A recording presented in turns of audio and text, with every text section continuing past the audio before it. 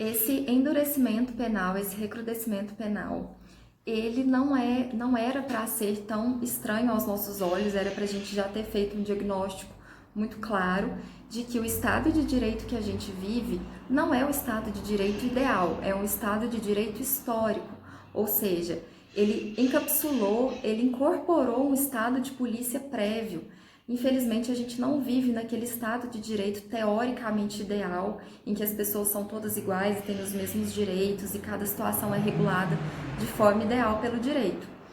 E um dos pontos muito importantes que eu considero na leitura dessa obra em relação às políticas públicas dos migrantes é o que ele chama de medidas administrativas de punição.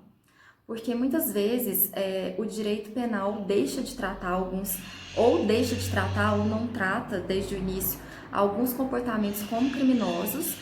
mas administrativamente as agências do Estado, os órgãos públicos, eles atuam ali naquela situação com uma força penal mesmo, que é o caso que a gente vê muitas vezes com os imigrantes. Então, os órgãos públicos atuantes na fiscalização e no controle, muitas vezes eles atuam com uma firmeza, com uma dureza no combate, que é uma atuação mesmo do direito penal disfarçada e a gente não consegue identificar isso. Então, muitas vezes a gente se ilude pensando em termos de despenalização, de descriminalização, mas a gente não pode perder de vista que o direito penal também está atuando ali, mas ele está atuando através de medidas administrativas de coerção, direta ou indireta, né?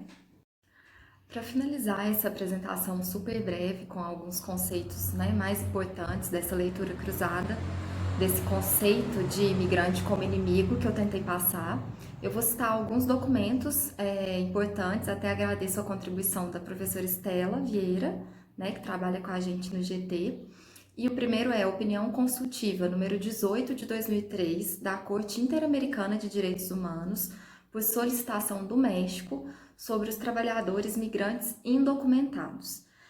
O segundo é a condenação do Brasil por trabalho escravo, também em nível internacional perante a Corte, no caso da Fazenda Brasil Verde. E o terceiro é a Convenção Internacional sobre a Proteção de Todos os Trabalhadores Migrantes e Suas Famílias, de 1990. Então, a princípio, falando dessa opinião consultiva da Corte, por solicitação do México, ela foi realizada em 2003 e já naquela época o governo do México deixou muito claro que tinham quase 6 milhões de mexicanos fora do território nacional e que essa era uma realidade de muitas outras pessoas de outras nacionalidades e que não era uma questão abstrata que estava sendo levada à corte, que era uma questão concreta, porque muitos trabalhadores indocumentados, migrantes, não estavam tendo proteção jurídica nos países de destino. Então, o México queria que a corte se posicionasse sobre os direitos desses trabalhadores, se poderia ter um tratamento diferenciado por eles estarem indocumentados ou em situação irregular. O que é isso? A situação regular do trabalhador migrante é quando ele ingressa, permanece ou exerce as suas atividades no país de destino, no país de emprego, com todos os documentos formalizados, com todas as permissões para ingressarem, permanecerem ou exercerem seu trabalho. E muitos trabalhadores, eles ingressam em outros países em situação ilegal e por causa disso eles são ainda mais perseguidos. Os direitos trabalhistas a que eles teriam direito, eles não recebem horas extras, não recebem férias, não têm carteira assinada, enfim, vários direitos que os outros trabalhadores teriam. E a corte ela se posicionou no sentido de que existe um núcleo de direitos trabalhistas ali fundamentais que não pode ser violado, independentemente da situação ser regular ou irregular do trabalhador,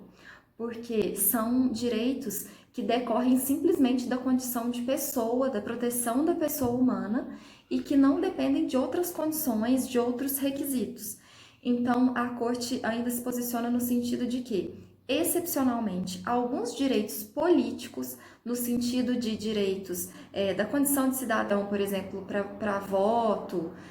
para votar e ser votado, poderiam ter algumas diferenças, mas que os direitos fundamentais, os direitos trabalhistas, não, independentemente dos trabalhadores estarem regulares, estarem com todas as formalidades cumpridas ou não. E que, inclusive, os países poderiam ser responsabilizados por descumprirem essa obrigação internacional. Um ponto muito importante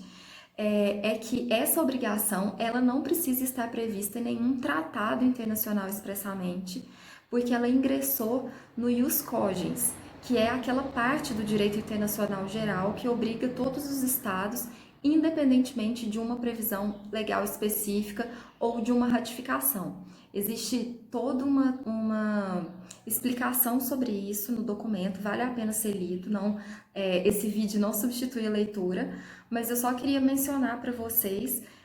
essa importância. Então, prosseguindo, né, a condição, o status migratório da pessoa, a condição de estar documentado ou indocumentado do imigrante, não pode ser um requisito para diferenciar o tratamento jurídico dessa pessoa, não pode ser um empecilho à igualdade jurídica, à proteção contra a discriminação pelos estados, porque isso enseja, inclusive, a responsabilidade do Estado perante a Corte. O segundo caso, que é o caso dos trabalhadores da Fazenda Brasil Verde, da condenação do Brasil perante a Corte por trabalho escravo, é um caso que, embora não seja relacionado à imigração, a trabalhadores imigrantes, tem uma argumentação muito boa da Corte, dos votos dos juízes, de todos os envolvidos no processo, sobre a proteção dos trabalhadores, sobre a importância da proteção trabalhista. O caso traz muitos detalhes históricos, processuais, exceções processuais que não foram admitidas pela Corte, enfim, fala sobre a proteção dos direitos das crianças, sobre a obrigação de restituição integral, né, do dano, inclusive com volta ao patrimônio, ao status quo anterior, sempre que possível, embora seja muito difícil que isso ocorra, né, e acaba sendo sempre monetizada essa reparação. E, por fim, tem a Convenção Internacional de Proteção de Todos os Trabalhadores Imigrantes e Suas Famílias, que traz também um glossário com os conceitos do que seria a família protegida por essa convenção, que é de 1990, que seria a pessoa casada com esse trabalhador migrante ou em condição equiparável ao casamento e os filhos. Então, não inclui, no caso dessa definição, ascendentes ou outros descendentes ou outros parentes, né, em linha reta ou colateral. É uma visão um pouco mais restritiva. Na minha opinião, pode ser que exista até uma argumentação assim, pro homine, para ter uma leitura mais ampla, mas o problema é que essa convenção, apesar dela ser de 1990 e trazer muitos direitos, são 91 direitos sobre os trabalhadores migrantes e suas famílias, 91 artigos, ela demorou muito para ser ratificada, nunca foi ratificada por todos os países, pelos países que mais recebem imigrantes, e nem pelo Brasil. Esse processo só ocorreu em muitos países em 2003 e até hoje o Brasil não ratificou e vários outros países muito importantes também não ratificaram. Tem uma pegadinha, existe uma observação que pode ser feita sobre essa convenção, principalmente para quem é da área do direito ou estuda para o concurso, que o país para onde o trabalhador se dirige, que a gente fala comumente país de destino, o termo usado por essa convenção é país de emprego. Então poderia ser uma pegadinha assim, né, de prova, de trocar essas expressões. Vale a pena dar uma olhadinha nisso. Então, por fim, o artigo 6º dessa convenção também, ele fala sobre o direito dos trabalhadores de se sindicalizarem, de se manterem, de se organizarem em associações trabalhistas. Lembra que eu falei para vocês que houve uma época no Brasil em que o imigrante se tornou um inimigo, né, do povo, um traidor da pátria, e ele não podia nem se sindicalizar, os sindicatos tinham uma cota limite para trabalhadores imigrantes? Então, de acordo com essa convenção, é direito de todos os trabalhadores imigrantes se organizarem em associações, participarem de sindicatos, se envolverem, né, na vida comunitária, trabalhista, se engajarem na luta política. E queria só trazer esse dado para vocês, adicional. Espero que tenha sido útil a minha apresentação, a minha explicação, e estou aberta, né, a qualquer questionamento, a qualquer observação. Obrigada!